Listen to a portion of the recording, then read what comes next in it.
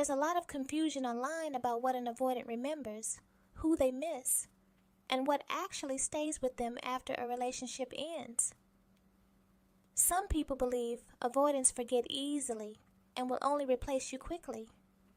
Others believe they only remember people who chase them. Neither of those are really accurate. I'm a healed, fearful avoidant who was married to another avoidant for 16 years.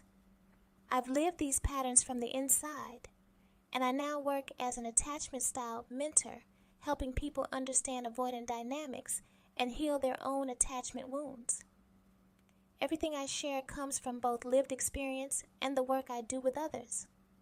Not excuses, not blame, just clarity. So, I want to help you understand the whys behind their behavior, good and bad.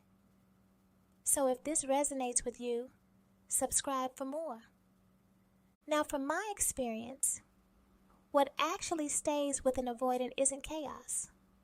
It isn't pressure. And it usually isn't the person who tried hardest to hold the relationship together.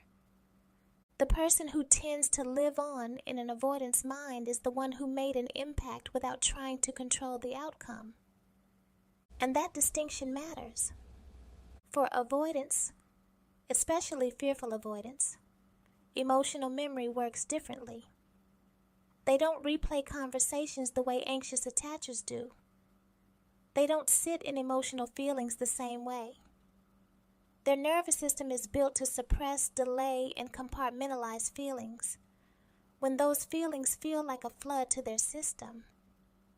So when someone makes an impact, it's not because of intensity. It's because of how safe their nervous system felt in that person's presence. The person that stays with an avoidant is often the one who didn't chase because chasing activates their threat response. It signals emotional demand. And emotional demand feels like pressure, obligation, or lack of freedom to an avoidant nervous system. Instead, the person who stays with them is the one who could care and be with the avoidant without collapsing. It's the one who offered connection without making things seem urgent. The one who didn't criticize or make the avoidant feel defective for struggling where they felt short. It's the person who usually did something very subtle but very powerful. They allowed the avoidant to experience getting close without punishment. Even though the avoidant may have felt inadequate and ended the relationship, they will always regret this person and will never forget them. Many avoidants grew up in environments where getting close came with a cause. Love wasn't free. Affection was conditional. Emotions were either ignored, dismissed, or used against them. So when they meet someone who notices their emotional limits without shaming them for those limits, it creates a nervous system level imprint. Not excitement, not obsession, but contrast. This felt different. And avoidants don't always realize that right away. In the moment, they may still pull away. They may still minimize the relationship. They may still leave. Because even safe closeness can still feel like danger when your nervous system doesn't know how to hold it. But what happens later is where this becomes misunderstood. Avoidants don't fully feel or understand the emotional weight of a relationship until there's distance. Once the relationship ends and their nervous system calms down, their emotional brain slowly comes back online. That's when memory attaches to feeling. That's when meaning forms.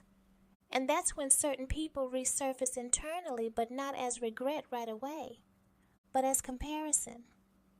They may notice that other connections feel flatter, that being understood without being pushed is rare, that not being criticized while still being encouraged felt grounding, and that's when that person starts living quietly in their mind, not as someone they necessarily want back, but as a felt reference point. This is important to say clearly. This does not mean the avoidant is ready. It does not mean they will always come back. And it does not mean that person should wait. What stays is the experience, not the attachment. The person who made an impact usually wasn't trying to be impressive.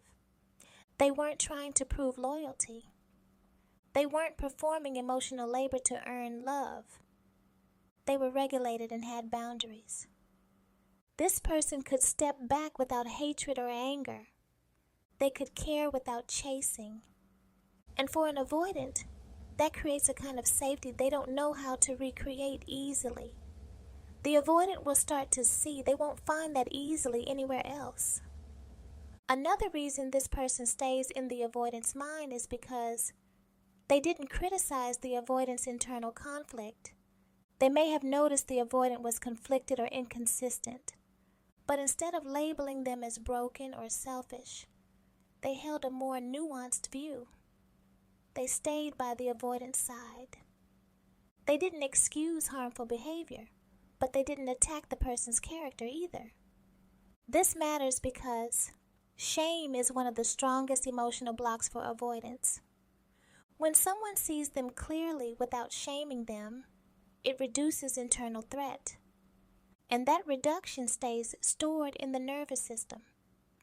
Later, when the avoidant reflects, regret doesn't usually sound like I lost them.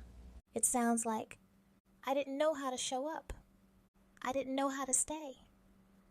I didn't handle that the right way, and I should have done better. That's why avoidant regret is often quiet, private, internal.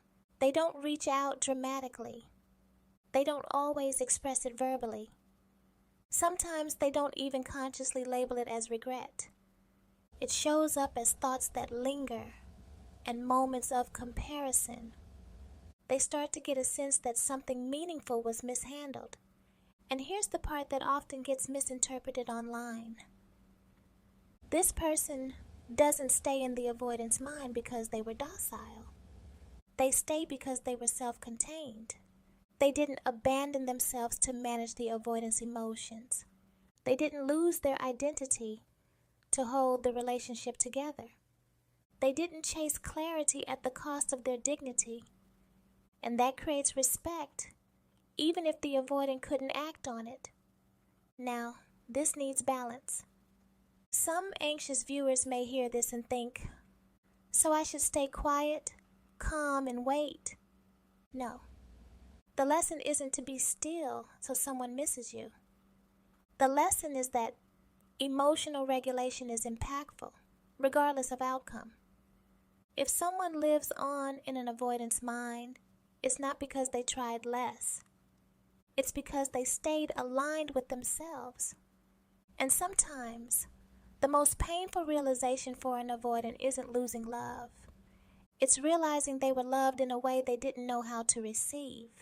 That realization can sit with them for a long time. But it doesn't mean reconciliation. It means awareness.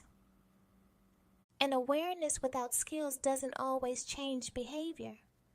That's why many avoidants carry this memory forward rather than acting on it. It becomes part of their internal story. It's more like a reference point, not a destination. For those healing on the anxious side, this matters too. Because watching an avoidant move on, get back on the dating app to date others, or appear unaffected can make you feel replaceable and forgotten. But avoidant coping is often external. They distract, compartmentalize, and stay busy. They avoid emotional depth to avoid emotional overwhelm. Just because someone isn't reaching out doesn't mean you didn't matter. And just because you matter doesn't mean they can meet you where you are. Both things can be true.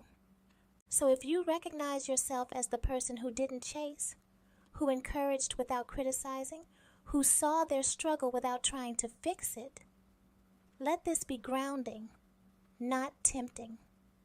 Your value isn't proven by whether they come back. Your value is proven by the fact that you stayed regulated in a dysregulated dynamic.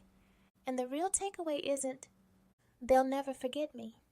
It's, I didn't lose myself trying to be wanted or remembered. That's the kind of impact that actually lasts, for both people.